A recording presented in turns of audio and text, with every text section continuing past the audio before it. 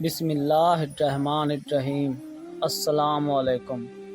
نبی کریم صلی اللہ علیہ وآلہ وسلم نے ارشاد فرمایا، جس نے مجھ پر ایک مرتبہ درود بھیجا، اللہ پاک اس پر اپنی 10 رحمتیں نازل فرمائے گا۔ حضرت ہود علیہ السلام کی امت جو عاد کہلاتی تھی، وہ اللہ تعالیٰ کے عذاب سے ہلاک ہو گئی اور اس کے باقی بچ گئے لوگ پھر آباد ہوئے۔ ان کی اولاد بڑھتی گئی، انہوں نے اپنا نام سمود رکھا۔ یہ لوگ بھی آہستہ آہستہ بت پرستی کرنے لگے اور برے کاموں میں پڑ گئے، تو اللہ تعالیٰ نے ان کے پاس حضرت صالح علیہ السلام کو نبی بنا کر بھیجا۔ انہوں نے اپنی قوم سے کہا کہ اللہ تعالیٰ نے قوم ہود کے بعد تم کو سردار بنایا اور زمین پر آباد کیا۔ تم زمین میں بڑے بڑے محل بناتے ہو اور پہاڑوں کو کاٹ کاٹ کر اس پر بھی گھر تراشتے ہو۔ تم اللہ کی نعمتوں کا شکر ادا کرو اور زمین میں فساد نہ پھیلاؤ۔ ان کی قوم کے امیر اور سردار لوگ جو مغرور تھے، انہوں نے ان غریبوں سے پوچھا جو حضرت صالح علیہ السلام پر ایمان لے آئے تھے کہ بھلا تم کو یقین ہے کہ صالح کو اللہ نے نبی بنا کر بھیجا ہے؟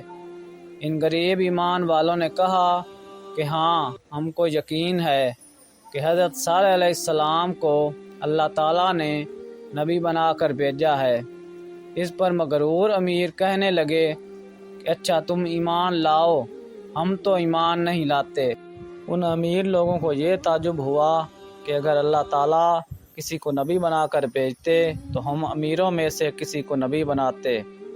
حضرت صالح علیہ السلام برابر اللہ تعالیٰ کا پیغام ان کو پہنچاتے رہے، مگر کوئی ان کی نہ سنتا، بلکہ الٹا مذاق اڑاتے۔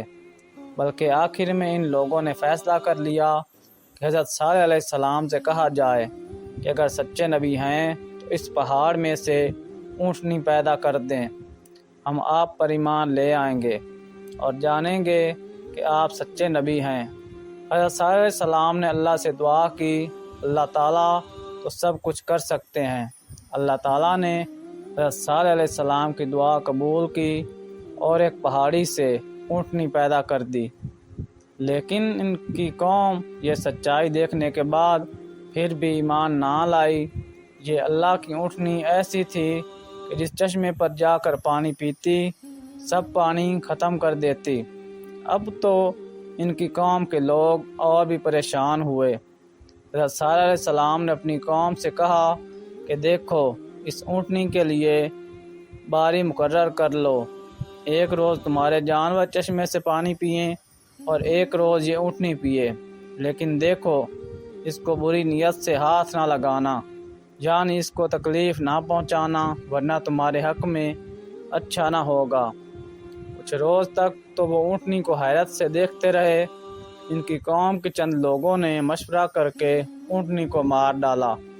حضرت صالح علیہ السلام کو اس کی خبر ہوئی تو آپ کو بہت رنج ہوا اور انہوں نے اپنی قوم سے کہا کہ میں نے تم کو منع کیا تھا کہ اس اونٹنی کو تکلیف مت دینا، ورنہ تم پر جلد اللہ کا عذاب آئے گا۔